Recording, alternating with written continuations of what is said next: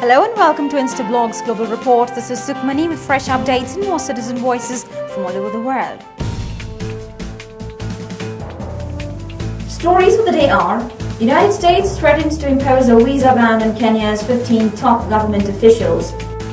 Mexicans brace for a fresh outbreak of swine flu with the onset of winter. And King Mohammed VI of Morocco condemns Jewish move to celebrate Yom Kippur at Al-Aqsa Mosque.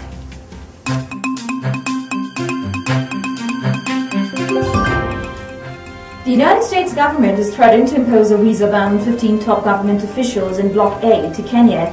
The officials have received letters from the US government saying that their future relationship with the United States would be directly tied to their support for an implementation of reform agenda and opposition to the use of violence. Sejurus Bangiwi says that it's fortunate that the country needs a reminder on how urgently it needs reforms. This is Rose Wangoi, a citizen journalist from Kenya, reporting on Instablogs. It's very unfortunate that a country such as Kenya has to be reminded of how urgently it needs reforms.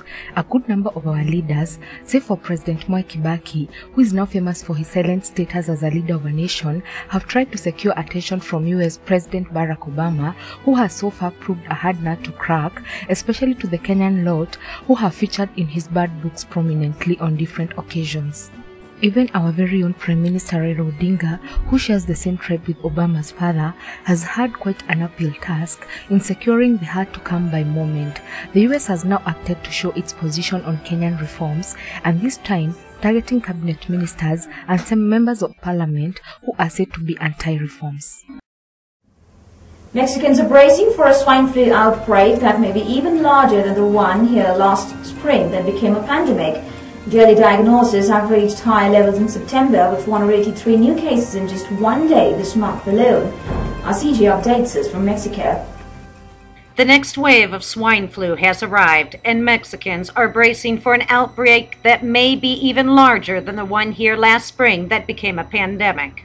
Daily diagnoses reached higher levels in September than the H1N1 peak in April, with 483 new cases in just one day this month alone.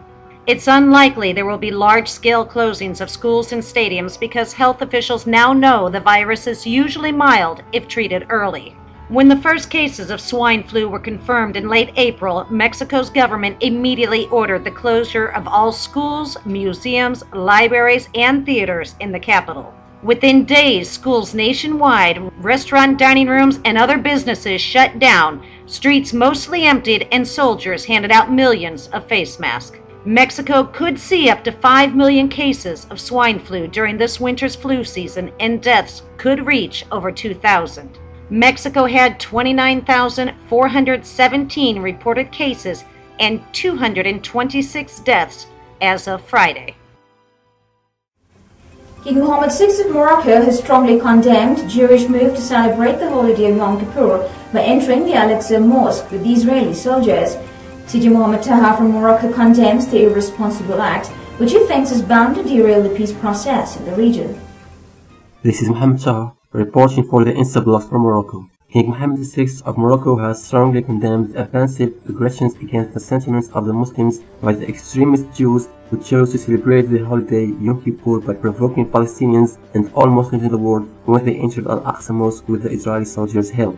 The king also expressed his rejection of the violent aggressions against Palestinians by the Israeli soldiers and considered these acts irresponsible and helpless to the peace process in the region. Morocco insists on the need for the UN Security Council to put an end to the Israeli violation and to find a solution to the Israeli-Palestinian conflict. If you want your voice to be heard by millions, let Instablogs be your choice. You can contact us at cj@instablogs.com. That's all for today's show. We'll be back with fresh updates and more citizen voices. Till then, it's goodbye from the entire team of Global Report.